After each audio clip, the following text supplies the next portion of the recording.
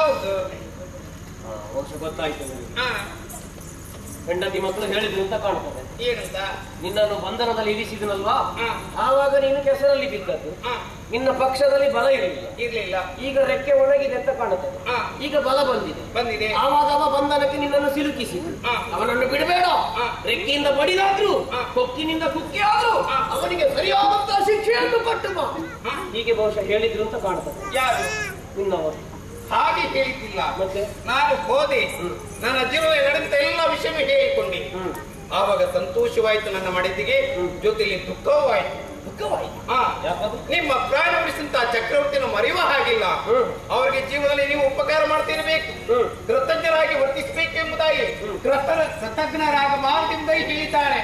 ಹಾ, ಎಂತಹ ಒಂದು ಗುಣ ನಿಮ್ಮಲ್ಲಿ. ಮತ್ತೆ ಇದಕ್ಕೆ ಹೇಳು, ಹಾ, ಯಾವ ಕಾಲಕ್ಕಾದ್ರೂ ಪ್ರಾಣಿ ಪಕ್ಷಿಗಳನ್ನಾದ್ರೂ ನಂಬಬಹುದು, ಮನುಷ್ಯನನ್ನು ಮಾತ್ರ ನಂಬಬಾರದು. ಹುಟ್ಟಿದಂತ ಮನುಷ್ಯರೇ ಏನೇನೆಲ್ಲ ಮಾಡ್ತಾರೆ, ನಮಗೆಲ್ಲ ಹಾಗೆ ಮಾಡಿದ್ರೆ ಮನಸ್ಸು ಬರ್ತದಾ? ಹಾಗೆ ಬರುವುದಿಲ್ಲ. ಹಾ, ಒಳ್ಳೆಯದೇ ಆಯ್ತಪ್ಪ. ಹಾ, ನಿನಗೆ ಅನ್ನ ಆಹಾರಗಳನ್ನಿತ್ತು, ಹಾ, ನಿನ್ನನ್ನು ಪಂಜರದಲ್ಲಿರಿಸಿ ಸಾಕಿದಕ್ಕಾದ್ರೂ ಪಂಜರದಲ್ಲಿ ಇಟ್ಟು ಅನ್ನ ಆಹಾರಗಳನ್ನು ಕೊಟ್ಟ ಎನ್ನುವಂತ ಒಂದು ಹಾ, ಆ ನೆನಪನ್ನು ಇರಿಸಿಕೊಂಡಾದ್ರೂ ನನ್ನಲ್ಲಿಗೆ ಬಂದೆಯನ್ನು ಬಂದಿದ್ದೇನೆ. ಒಳ್ಳೆಯ ನಾನು ಧನ್ಯವಾದ.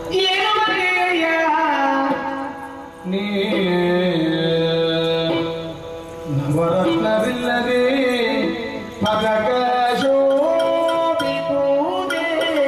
ಪದಕ ಶೋಭಿಪೂದೆ. ಅಯ್ಯ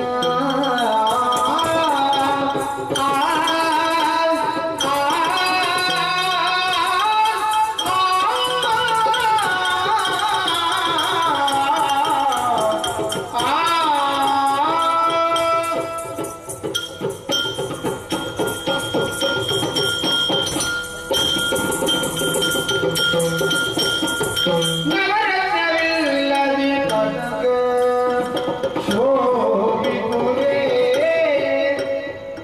ರವಿಗೆ ದೂರಗಲೋಕ ಘನ ಬೆಳಗವುದೇ, ರವಿಗೆ ದೂರಗಲೋಕ ಘನ ಬೆಳಗವುದೇ. ಅವನಿಲ್ಲದೆ ದೊರೆತನ ಬುರಂಜಿಪುರೇ, ಅವನಿಲ್ಲದ ದೊರೆತನ ಬುರಂಜಿಪುರಿ, ಪವನ ಬಂದರಿದರ ವನಹಿತಬಹುದೇ.